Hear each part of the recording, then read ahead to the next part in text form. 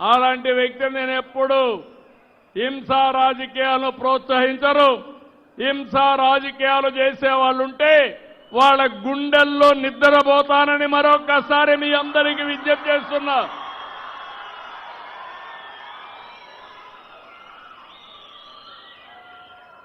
రెండు 2019లో మళ్లీ గుర్తు చేస్తున్నా. ఆ రోజు జరిగిన సంఘటన, నేనే ముఖ్యమంత్రి, నిద్రలేశాను. సాక్షి ఒక టీవీ ఉంది, ఆ పేరు ఎట్టబెట్టారో నాకు ఇప్పటికి కూడా అర్థం కాలేదు. చేసే పనులన్నీ ఏదో పనులు, పేరు మాత్రం సాక్షి.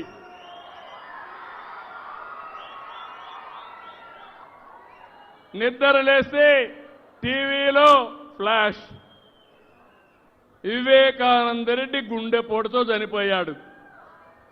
ఏమనిపిస్తుంది తమ్ముళ్ళు మీకు? పాపం అనిపిస్తుందా లేదా? నేను కూడా అనుకున్నాను, పాపం అనుకున్నాను. ఇంకొక అర్ధగంట అయిపోయింది. అక్కడ ఎవరున్నారు కనుక్కుంటే మా సిఐ అక్కడే ఉన్నాడు.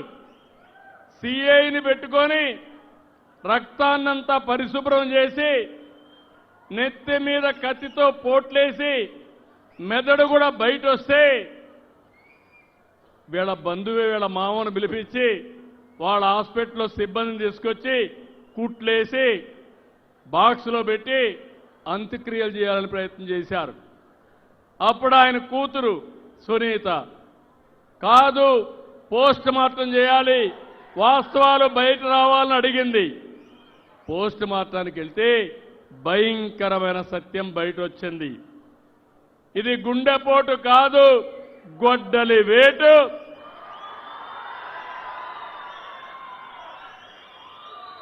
మెదడు కూడా బయటకు వచ్చిందని రిపోర్ట్లో చెప్పే పరిస్థితికి వచ్చారు. సాయంత్రం అయింది, డ్రామా మారింది. ప్లేటు ఫిరాయించారు. మా నాన్నను చంపేశారు. ఇప్పుడు ఒకే ఒక దిక్కు మా చిన్నాన్న, ఆయన కూడా చంపేశారని ప్లేటు ఫిరాయించాడు. తెల్లవారింది, పేపర్ వచ్చింది, నారాసుర రక్త చరిత్రని నా చేతిలో కత్తి పెట్టి ఒక ముఖ్యమంత్రి పైనే అపవాదు వేశారు. ఏం జమ్మల్లో జ్ఞాపకం ఉందా లేదా? కోర్టుకు పోయి ఎవరు మాట్లాడకూడదని ఒక ఆర్డర్ కూడా తీసుకొచ్చారు. దానివల్ల ఎలక్షన్లో సానుభూతి కూడా వచ్చింది. మీరు కూడా అనుకున్నారు పాపం అని. నేను మోసపోయా, మీరు పాపం అనుకున్నారు, కానీ కొంపలు కూలాయి. అవునా కాదా అని అడుగుతున్నా. మళ్ళీ మళ్ళీ మోసం చేస్తే నేను మోసపోవాలనా అని మిమ్మల్ని అడుగుతున్నా. మొన్న చిత్తూరు జిల్లాకు వచ్చారు. మామిడి రైతులు ఇబ్బందులున్నాయి. పక్కన కర్ణాటక ఉంది, తమిళనాడు ఉంది. వాళ్ళు ఏమాత్రం పట్టించుకోలేదు. నేను ఒకటే ఆలోచించాను, నా రైతు ఇబ్బందుల్లో ఉంటే ఎక్కడున్నా సరే నా రైతును ఆదుకోవాలని టన్నుకు 12,000 రూపాయలు చేసి ఫ్యాక్టరీని 8,000 రూపాయలు ఇమ్మని నేను 4,000 రూపాయలు ఒక టన్నుకి ఇచ్చి ఎంత బండి ఇస్తే అంత కొంటామని ముందుకెళ్ళాం. నేను కొంటా ఉంటే ఈయన పరామర్శకు వచ్చి వాళ్ళ నాయకుడు ఒక అతను 6 ట్రాక్టర్ల మామిడికాయలు తీసుకొచ్చి రోడ్డు మీద పోసి బలవంతంగా ఒక 4 ట్రాక్టర్లు తీసుకొచ్చి రోడ్డు మీద పోసి పులివెందల రాజకీయం చేసి ఆ రైతులు అబో దిబో నా మామిడికాయలు నువ్వు తీసుకుపోతున్నావు ఏంటంటే లెక్క పెట్టుకోకుండా రోడ్డు మీద పోసేశారు. మీకు ఈ రౌడీజం కావాలనా? ఏం తమ్ముళ్ళు కావాలనా అని మిమ్మల్ని అడుగుతున్నా. ఒకప్పుడు ఈ తిరుపతిలో కూడా రౌడీలుంటే రౌడీల గుండెల్లో నిద్రపోయి ఈ తిరుపతిని కాపాడిన పార్టీ తెలుగుదేశం పార్టీ.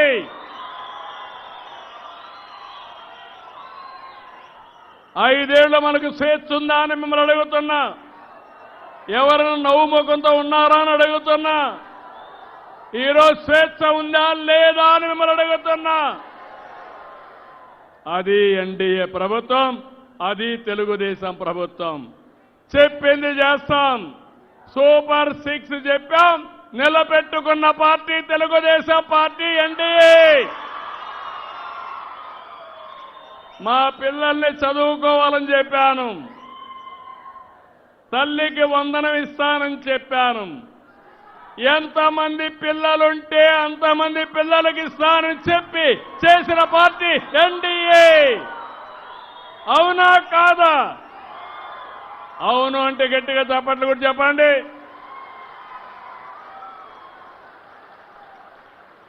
పింఛను పెంచుతానని నేను చెప్పాను, అంత మునుపు వాళ్ళు కూడా చెప్పారు. పింఛను ఎప్పుడు పెంచారు? నెల నెల 250 రూపాయలు. 5 ఏళ్లు పట్టింది. ఈరోజు నేను వచ్చిన తర్వాత ఒకేసారి ఏప్రిల్ నుంచి పెంచిన పింఛన్లు ఇచ్చానా లేదా? 4,000, 6,000, 10,000, 15,000 ఇస్తున్నా. మానవత్వం ఉండే పార్టీ ఎన్డీఏ. మాటలు చెప్పే పార్టీ. ఏం తమ్ముళ్ళు, పేదల మీద అభిమానం ఉండే పార్టీ, అభివృద్ధి చేసే పార్టీ, సంక్షేమాన్ని మీకు అందించే పార్టీ. నేను కష్టపడతా, నా ప్రజల్ని సుఖపెడతా. మా ఆడబిడ్డలు నేనే దీపం పెట్టా, వీళ్ళు వచ్చి దీపం ఆర్పేశారు. మళ్ళీ నేను వస్తానే 3 సిలిండర్లు ఉచితంగా మా ఆడబిడ్డలకు ఇస్తున్నా. అన్న క్యాంటీన్ 5 రూపాయలకి. ఎవరైనా పనికొస్తే ఇబ్బంది లేకుండా 5 రూపాయలకు అన్నా క్యాంటీన్లో భోంచేసి హ్యాపీగా ఇంటికి పోయే పరిస్థితి. అన్నా క్యాంటీన్లో మూసేశారా లేదా అని మిమ్మల్ని అడుగుతున్నా. నేను మళ్ళీ పెట్టానా లేదా అని మిమ్మల్ని అడుగుతున్నా. 207 అన్నా క్యాంటీన్లు పనిచేస్తున్నాయి. అన్ని నియోజకవర్గాల్లో పెడతాను. ఎన్టీ రామారావు గారు తిరుమలలో అన్నదానాన్ని ప్రవేశపెట్టారు. నేను 2003లో ప్రాణదాన కార్యక్రమానికి శ్రీకారం చుట్టాను. మొన్ననే దేవాలయాల నిర్మాణానికి దానం చేయమని పిలుపిచ్చారు. నా ఉద్దేశం ఒకటి, వెంకటేశ్వర స్వామి భక్తుడిని నేను. చిన్నప్పటి నుంచి ఆయన తలుచుకుంటూ పెరిగాను. నా సమస్యలన్నీ ఆయనకి చెప్పేసి నేను ముందుకు పోతూ వచ్చా. తిరుగులేని విజయం వచ్చిందంటే దానికి కారణం వెంకటేశ్వర స్వామి ఆశీస్సులే నాకు.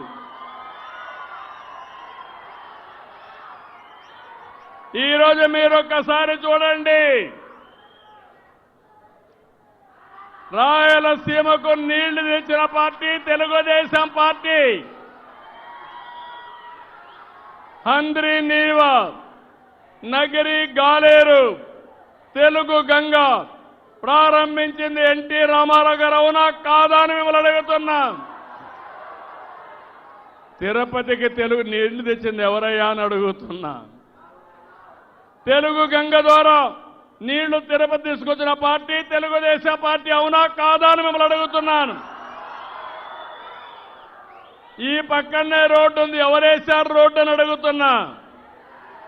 గరుడ వారధి ఎవరు తీసుకొచ్చారని మిమ్మల్ని అడుగుతున్నా. గరుడ వారధి ఇక్కడి నుంచి నేను అలిపిరి దాకా తీసుకపోతే ఈ దుర్మార్గులు అది కూడా ఇష్టం లేకుండా మధ్యలో ఆపేసే పరిస్థితికి వచ్చారు. అవిలాల చెరువుని బ్యూటిఫికేషన్ పెడితే దాన్ని ఆపేసే పరిస్థితికి వచ్చారు. నేను అందుకనే మీకు మొన్నే చూశారు, ఒక సంవత్సరంలో 3,850 కోట్ల రూపాయలు అందరి నీవా మీద పెట్టి 550 కిలోమీటర్ల విస్తరణ చేసి నీళ్లు రిలీజ్ చేశా. చెప్పిన మాట ప్రకారం కుప్పం వరకు నీళ్లు ఇచ్చే బాధ్యత ఈ ప్రభుత్వం తీసుకున్నామని విజ్ఞప్తి చేస్తున్నాం.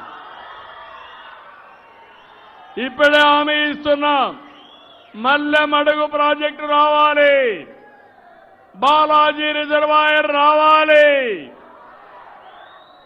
వెంకటేశ్వర స్వామి దగ్గరికి అందరి నీవా నీళ్లు వస్తాయి.